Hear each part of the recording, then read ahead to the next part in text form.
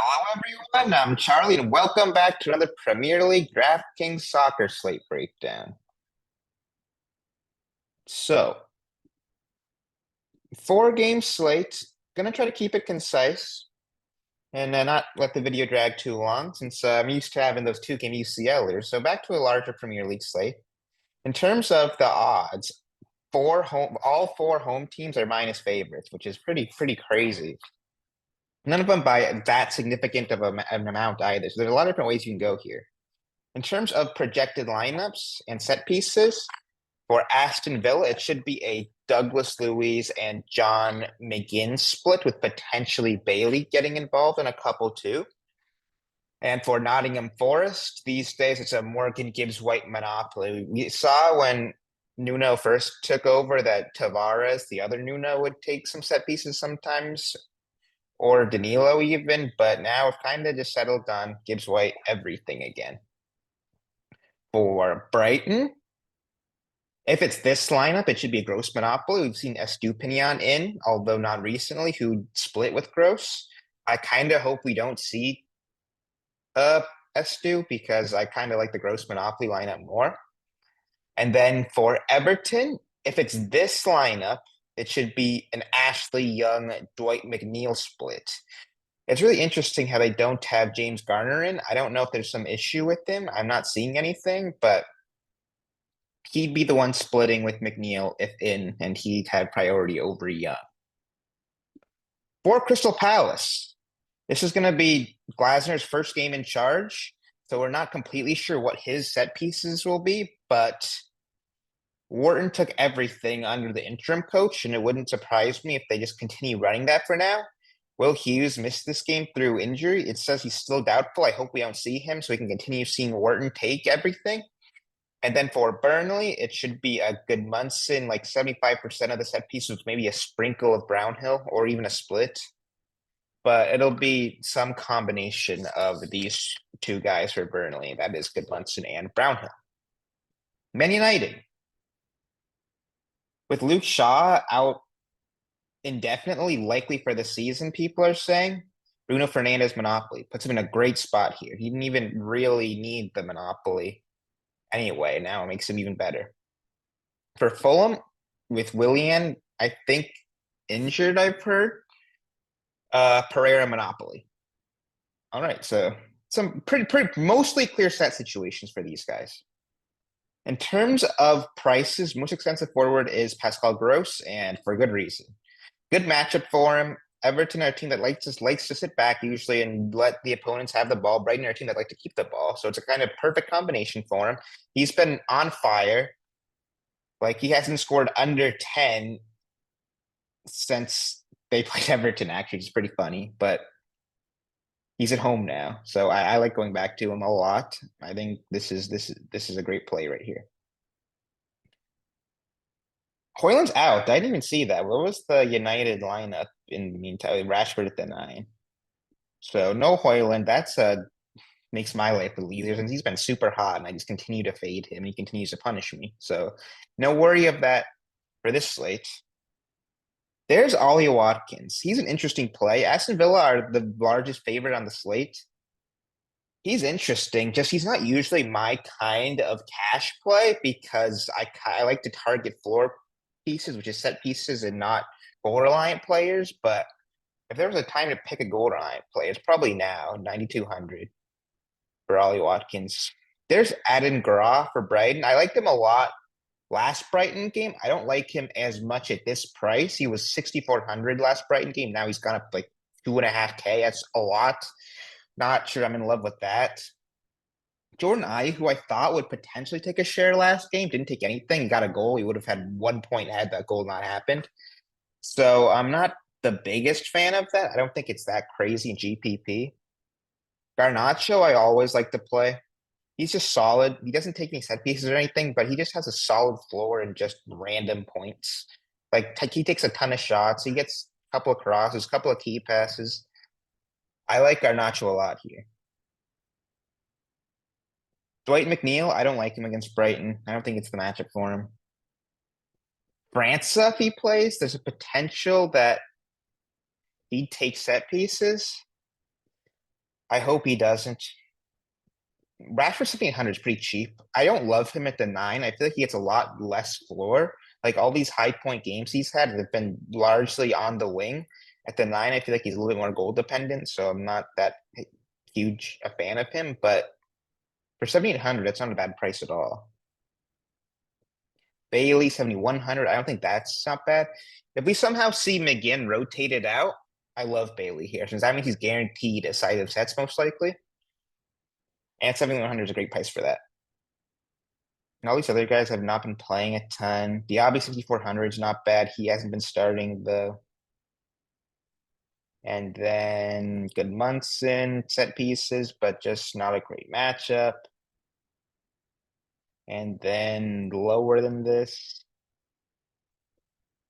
Hamdouni. I don't mind the cheap Burnley forwards are like 3,500 around. Like that's not a bad punt at all.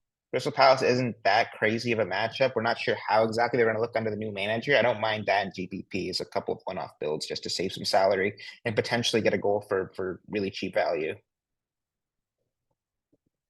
Midfielders, Elise still out, as a still out. Those would usually be the plug and play mids. Without them, we still have Bruno Fernandez, who should be first man in. He should probably be 9,700, not 87. Like I think that's a great price for him. Love that. He's gonna be in my core, gonna be probably one of my most owned guys with gross for sure. I didn't talk about Gibbs White when we're looking at the forwards. I just don't think it's a great matchup for him. If he was a little bit cheaper, I could maybe be interested. I just like that. I just don't like that he's in an away game when there's so many minus favorite home teams. Douglas Luiz, he's never my kind of player, but he just always seems to find a way to get there. I will do what I don't know. I really want to fade him, but I might have to cave with these numbers he's putting up in that matchup. He's a big decision on the slate for me. I just wish he was a little bit cheaper, but he's been 8.5K and he's been chalk and getting there, so it's a big decision to think about. I like McGinn a lot more for 6,700. He's kind of hit or miss, but I just see him having more upside than McGinn, even if his numbers don't necessarily reflect that. Reflect that. So I don't know. McTominay GPP, I think it's a little much for him actually. If he's a little bit cheaper, I'd say it's worth the punt. I hope Ericsson or Pereira 6,300 is pretty cheap. I don't think that's that crazy. Yeah, I need to kind of turn it on a little bit this season. Ericsson, I hope he doesn't play. He just make things complicated with their set pieces. They've been better without him. I hope they continue to not start him. There's Garner. Yeah, no issue. I don't know why he's not projected. I imagine he'll start. Anything else here?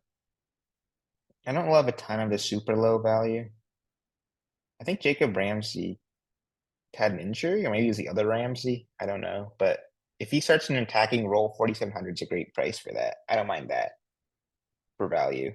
Brownhill, 4,300 is not bad value either. I could see myself getting a Brownhill for that cheap. That's not a bad play at all. There's Zaniolo, the cursed, always cheap, always does poorly. Hasn't started in a while. When he plays 45. He's just a scary roster. Schlupp 3,700. If he starts on the wing, that's not a bad value play. Everything else, meh. There's a couple of guys though that you can definitely get to down there. Brownhill might be my favorite. All right, defenders. There's Estupinian. If he starts, I don't know. He's been hurting me a lot. He gets subbed when he starts, or he does nothing when he plays 90. Like it's just he's just not been that good. I've ever since he had this 17-point game I've been chasing him, he's never kind of lived up to those numbers. He was starting at center back this game too, and still had that insane game. Yeah, I played him when he was at wing back. He got 1.45 minutes against Luton. Like he's just a bit of a strange player. I hope I don't even have to think about him, but he's definitely a debate if he starts. All right. This might be my favorite play on the slate. Adam Morton, defender eligible, playing midfield, taking Monopoly right now. I'm playing him for sure if he starts. If he starts with Will Hughes, it gets a little bit more murky. I'm not sure what they do with set pieces currently. I'm hoping I have to worry about that though, and I will just plug him if there's no Will Hughes. He's kind of far and away the best defender. Ashley Young, I don't think is that bad if we see no James Garner, like in projected. Hurt me against Palace when played him, but I don't, I'm not afraid to go back to the well for that. Alex Moreno and Digne, both of them. I'm a little bit afraid of picking them since both of them will likely get subs for the other one. Eh, I'm not really in love with the rest of the defenders. The big one I talk about is Wharton. The other defender, I don't see a huge argument really for any of these guys. Like, just play who you want to play. I don't think there's a huge discrepancy between any of these guys. Like, I'm not seeing super good value. Julio, if he starts at left back, is not horrible. Hard to distinguish though whether he's going to be at left back though or at center back in like a back three, since Deserby can switch things up a little bit sometimes and start with like adding Grog at wing back or on the wing, and it's not really easy to tell, similar to what Pep does. Klein 3K flat's not that bad if he's at right back. Ray is gone now to Vancouver, so no chances of him playing. I know there's some confusion last Forest game because it said he was in the lineup when he wasn't. It was just a stat error. Like he got his number confused or something. So he cannot possibly play if you see him with a check mark. Trying to pick out a guy to just even talk about. Patterson for 2,600, I don't think is bad if he plays. I don't mind the Man United fullbacks in this match, like a Dallo. It's all right. The big one though is Wharton, like I talked about. In terms of goalie, just a crapshoot at the end of the day. Is there an argument for any of these guys? Not really. Like the day I won like 20K when I had Flecken in goal, like it was just luck that I had him. Like any of these guys could go off. In terms of a core, we're going Gross. We're going Bruno, and we're going Wharton. I love those three guys. Like three Monopoly set takers likely. Three home minus favorite matchups. That's easy for me. From here, likely stacking home teams. Maybe Louise I go, maybe Garnacho I go, maybe Ollie Watkins I go. But I likely just make my team from those home teams plus like a Brownhill just for set pieces. But yeah, guys, it can be a fun slate. A lot of ways to go. I like when there's like a bunch of minus favorite teams and I can kind of pick and choose who to go instead of having like stack a Man City. There's no huge favorite here. Kind of can go what you want. So yeah, hopefully I achieved my goal keeping this video concise. Make sure to check out the FSI website, join the soccer Discord. There's like 17 soccer slates on Saturday. I'm super excited for them. I'm covering them all. MLS is back. You're gonna have cores for every single one of these slates. It's gonna be a lot of fun. So hope you guys check us out. I'll still be producing content here and check out the other FSI YouTube videos for the different sports. A lot of people do good work here and hope you guys enjoyed. Good luck. Peace.